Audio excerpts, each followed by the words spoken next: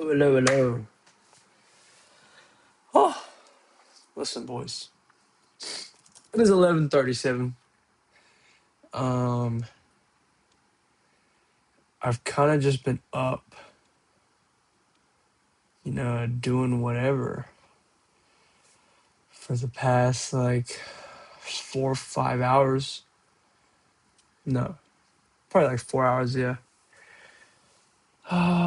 Didn't go to work today. But I've kind of just been regrouping myself. You know, emotionally, spiritually,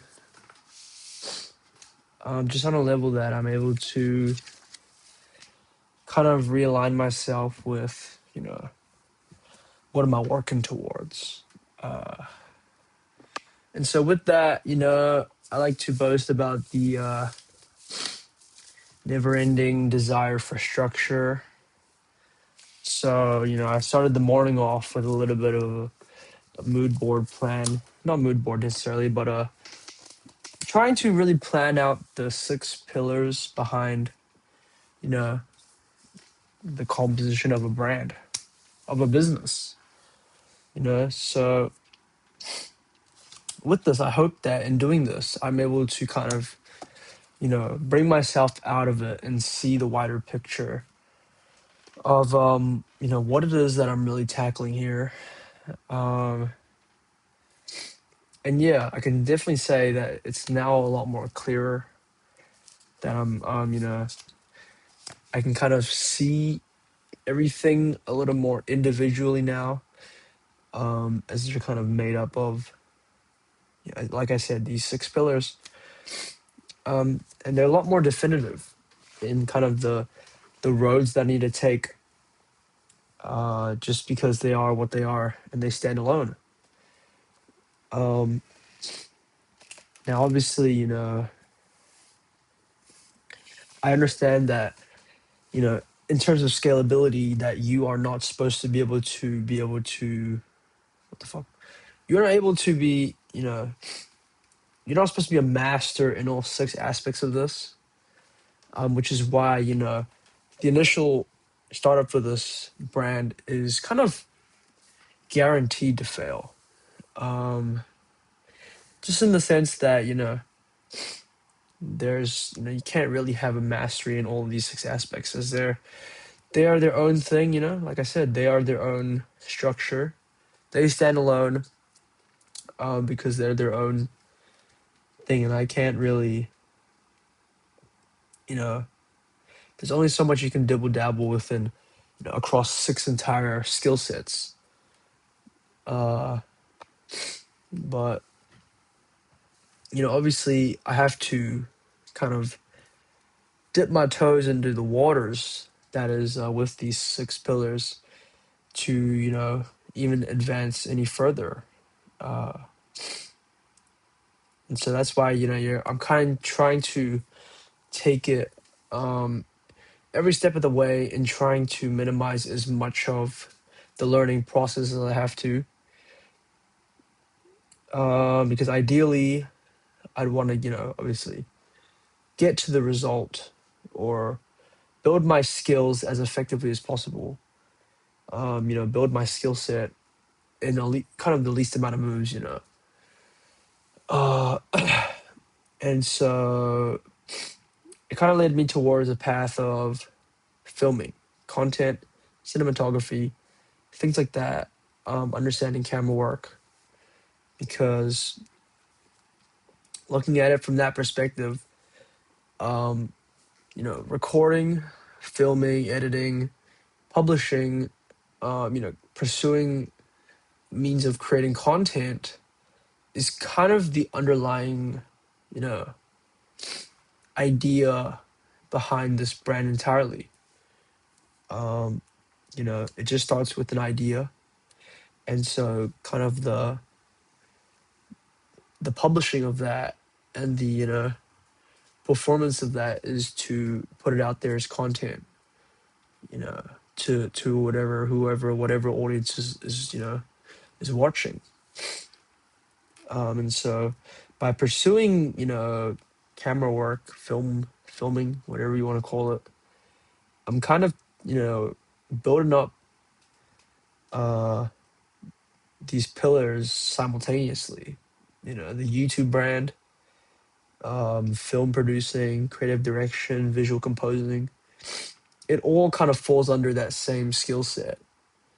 Rather than, you know, trying to just design clothes and get them manufactured. Um, you know, this is kind of a step behind that.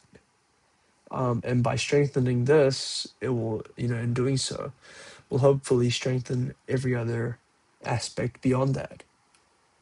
That I'm able to develop a sense of creativity within, you know, photography and video, you know, recording, cinematography and whatnot, and hopefully that can push further, you know, what my understanding of, you know, what it means to design and kind of develop my own sense of creativity from, you know, within myself. So today, you know, just been learning about things, cameras. Um, Obviously, I'm still trying to pursue the Osmo Pocket 4 Creator Combo. I'm very excited to, you know, try that out because even though I don't see it as the primary source of all cinematography content, although it does, you know, have the capabilities to do so, it's still like an SSS plus tier vlog camera. And it takes good, you know, D-Log color gradable footage that may not be on a cinematic scale or level, but it still makes for S tier, you know, video footage because I do think that my personal brand does tie into, you know, cinematic videography, even if it just means to be a personal brand of, you know, whatnot, just my interest in me as a person. Because I do think that a part of that, you know, is within me, or, you know, a part of that, just a part of that style of filming is something that I resonate with. And so, yeah, you know, just because it's a personal brand doesn't mean it has to be really simple or, you know, not serious. I think there's simply no limitations to what a personal brand is. You know, if you just put your own name on it, then it doesn't really attribute you to anything, you know, any niche in particular. Like, you know, look at Marquez Brownlee or PewDiePie. You know, although they are, you know, they're their own being, their own character, they are not really tied to anything specific. PewDiePie never really, you know, held him down to one certain specific interest. He kind of just does whatever he does. Marquez Brownlee too. You know, he made the studio. He does tech reviews. He does all these other stupid shit. He plays ultimate frisbee. Um, the things that are tied to him like that, they are, you know, just the fact that I think he's able to do that with a personal brand instead of just trying to market himself as specifically a tech guy, which is something that I want to do. I don't think that, you know, I'm kind of boundless, not limited to anything in particular, um, because I don't think I could even find myself within a level of skill that I could, you know, attribute myself to as a whole entirely. You know, don't think that there's anything out there that I could, you know, completely embody myself, you know, as. So it wouldn't even make sense for me to do such a thing. Um, and yeah, I think I kind of like it that way. You know, it's more free and it's more, gives me a lot more room for expansion, you know.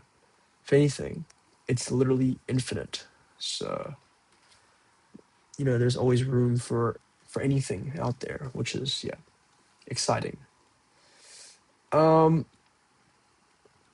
but another thing that I've been kind of looking into is Virgil Abloh and his history. I just watched his 1 hour Harvard lecture. It was pretty cool. Um, But yeah, he's like, um, one of those mentors that are, so sophisticated at their level that they, teach in a, it's almost hard to comprehend their teaching because, their creativity and thought processes are at such a high level that, someone like me at my level, can't even really grasp until, you kind of tried and true your way through, these experiences that will grow your mind as a person. What I mean, like, when your dad is like gives you some crazy ass quote that you don't even understand what he means in the moment, but in about, a few months time, you grow to realize like, wow, he was real right. And you slowly realize that. But that realization only comes through, just the passing of time and growing as a person. So looking at these mentors, they are so beyond me, yet I still find the interest to want to have to listen to what they say and, kind of clinging on to the hopes of understanding them. But yeah, Virgil's very interesting, in how, he broke down the stigmas of high fashion and, you know, I wouldn't say he redefined the culture, but he just further pushed that agenda of streetwear and kind of merged the two between, the cultural aspect of streetwear and, the closed off luxury of high fashion. And he kind of bridged the gap between them. And I feel like he simultaneously severed it as well. He broke the boundaries and kind of redetermined what it was to make expensive clothing, you know. Um, and so he's kind of mastered what it takes for premium, brands to flourish. So that's kind of what I'm trying to, sort of understand within him. Um, yeah, it's real complex. It's not a means of just a simple, user manual that you just kind of follow through. That's why I understand, that as opposed to just watching a bunch of how-to tutorials on YouTube. That's why, that next video that you're watching on how to trade or how to, pursue a business model using AI, whatever, that you're not going to be successful through just watching these tutorials on how somebody else developed their success and you kind of steal their playbook because it's there's too many aspects to it that you need to just kind of develop through experiencing it, and just doing more. Uh, and so that's why, um, I don't want to be able to see this as work or, that it's a business that I need to grow or it's just, I see this as merely as play, that you can't really pursue it with passion unless you are genuinely, entertained by it and it is merely a game that you can continue playing, um, time and time again. Um, and so with that, I hope that in the midst of all this thinking, that it obviously strengthens one my attachment to building this and developing my understanding of design and everything, and two, trying to basically let it consume me as much as possible. Um, Not trying to removing all distractions, just diving right in. Um, I just bought a book today, from the guy who made House of Errors, called 5 Years of Errors. I was going to buy Virgil's book, Figures of Speech, but it's like $140. Um, so I'll have to do a little more consideration on that before I buy it. But the other one was only about $60, $20 shipping, so it's about $40, which is pretty standard for a book. And I feel like that one has a lot more information and insight, as opposed to Roger Abloh's, which is kind of more like a visual, illustration book that encompasses, his catalog and his archives of everything he's worked on, and just kind of a little more insight into his projects. But I'm not really too interested in the pieces he made. I'm more interested in the creative side of it, and the process of how he develops ideas and where he goes to culminate such themes,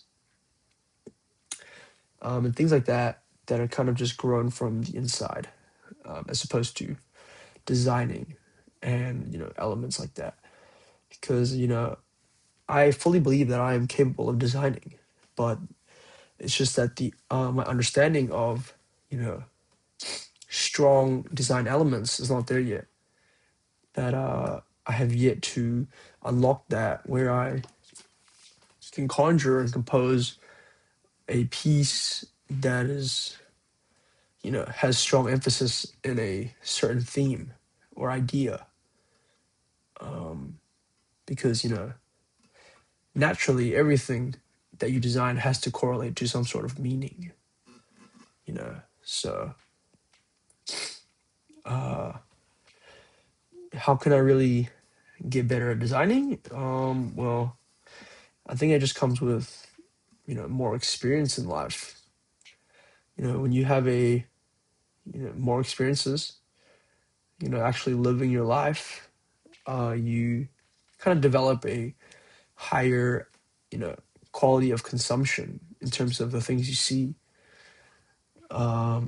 which obviously lead to a higher level of taste. And so I look at designing as, you know, not just about the actual, principles and laws of designing, but more so how effectively can I communicate an idea, to somebody who wants to resonate with it, uh, whether or not it abides by design law or not, which is what kind of stems through my um, weird obsession for expressive silhouettes, and kind of redefining, what it means to wear clothes as opposed to, in terms of casual comfort, that you can wear casual comfort and still have these silhouettes that are, not normally found in everyday wear, that are more so for, you know, expressive statement clothing and outfits that you would put on in a more professional or, fancier occasions. Why can't, everyday comfort wear become, well, not necessarily comfort wear, but everyday casual wear become something a little more, you know, uprooted? Um, but yeah, that's about it for today. I don't even know what I'm talking about. I need to go to sleep soon. But yeah, we're looking into getting cameras and developing, starting to film. Honestly, at this point, I'm dying to just film anything. Um, but I think that as long as I'm, constantly just working on something, that I'm just, practicing my craft every day. It doesn't have to be designing. I thought before, if I just design a piece every week, like, no, that is not it. That's not how it works. But just necessarily trying to make sense, a little, day by day, in practicing my craft, whether that's, filmmaking, um, you know, developing the brand in itself, things like that, just experiences like that, where I'm kind of resonating with higher frequency environments that align with what I want to be, or what I'm, envisioning for myself. If I'm just seen and constantly in those environments, then, obviously it's going to protrude back into me. And there is where, the stronger understanding of design conventions will unlock.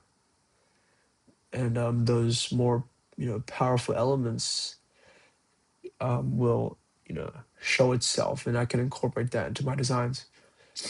So things like just, going out every day, filming for myself, being able to find those, things, those little nuances in our daily lives that I can capture that resonate with the core themes of, At Peace as a brand.